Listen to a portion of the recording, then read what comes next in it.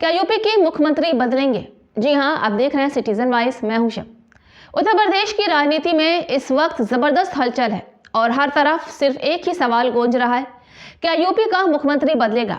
ये सवाल अचानक नहीं उठा, बल्कि इसके पीछे कई राजनीतिक घटनाएं हैं, जिनकी सबसे बड़ी वजह अमित शाह के बेहद करीबी और भरोसेमंद माने जाने वाले नेता पंकज चौधरी का लखनऊ आना माना जा रहा है। जैसे ही खबर आई कि पंकज चौधरी को उत्तर प्रदेश भाजपा का नया प्रदेश अध्यक्ष बनाया गया, राजनीतिक गलियारों में चर्चाओं का बाजार गर्म हो गया।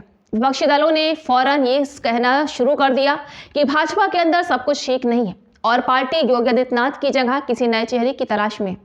हालांकि भाजपा की तरफ से साफ किया गया है कि मुख्यमंत्री बदलने को लेकर कोई चर्चा नहीं है, लेकिन ये भी सच है कि इतने बड़े संगठनात्मक बदलाव को हल्के में नहीं लिया जा सकता। दरअसल भाजपा अब पूरी तरह से 2027 के विधानसभा चुनाव की तैयारी में जुट चुकी है और उससे पहले संगठन को मजबूत करना उसकी पहली प्राथमिकता है। पंकज चौधरी को लखनऊ भेजने का फैसला इसी रणनीति का हिस्सा है। पंकज चौधरी एक अनुभवी नेता माने जाते हैं। उनका सीधा संपर्क संगठन और केंद्र नेतृत्व दोनों से रहा है और सबसे बड़ी बात यह है कि वो ओबीसी वर्ग से आते हैं, जो उत्तर प्रदेश की राजनीति में एक बहुत बड़ा वोट बैंक है। भाजपा ये अच्छी तरह जानती है कि समाजवादी पार्टी और अन्य विपक्षी दल लगातार पीडीए यानी कि पिछड़ा दलित और अल्पसंख्यक की राजनीति को आगे बढ़ा रहे हैं। ऐसे में भाजपा को भी अपने सामाजिक समीकरण मजबूत करने की जरूरत है। पंकज चौधरी को प्रदेश अध्यक्ष बनाकर पार्टी ने यह संदेश दिया कि वो पिछड़े वर्गों को नजरअंदाज नहीं कर रही और संगठन के स्तर पर उन्हें बड़ी जिम्मेदारी दे रही। वहीं लखनऊ में पंकज चौधरी की मौजूदगी का एक बड़ा मतलब ये भी निकाला जा रहा है कि अब संगठन सरकार के कामकाज पर और ज्यादा नजर रखेगी और ये कोई नई बात नहीं है। भाजपा में हमेशा से संगठन सरकार से ऊपर माना जाता रहा और समय समय पर संगठन सरकार को दिशा देता रहा है।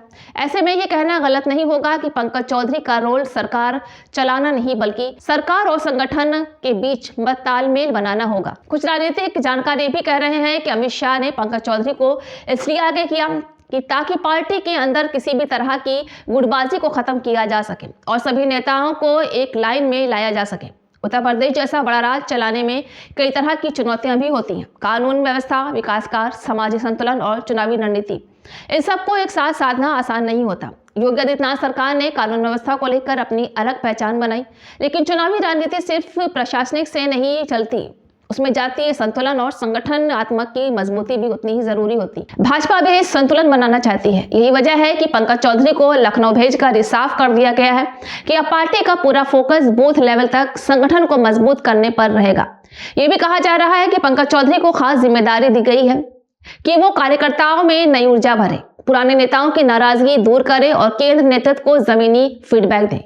जहां तक मुख्यमंत्री बदलने की बात है तो फिलहाल ऐसे कोई संकेत नहीं है कि योगी आदित्यनाथ को हटाया जाएगा, लेकिन पार्टी के अंदर से जानकारी आ रही है, उसके मुताबिक भाजपा भी योगी के चेहरे पर ही आगे बढ़ाना चाहती, क्योंकि वो पार्टी के मजबूत और लोकप्रिय चेहरे में से एक है। हालांकि इस भी सच है कि भाजपा में कोई भी नेता सवालों से ऊपर नहीं होता और वक्त वक्त पर सभी के कामकाज की समीक्षा होती है, लेकिन समीक्षा का मतलब बदलाव नहीं होता।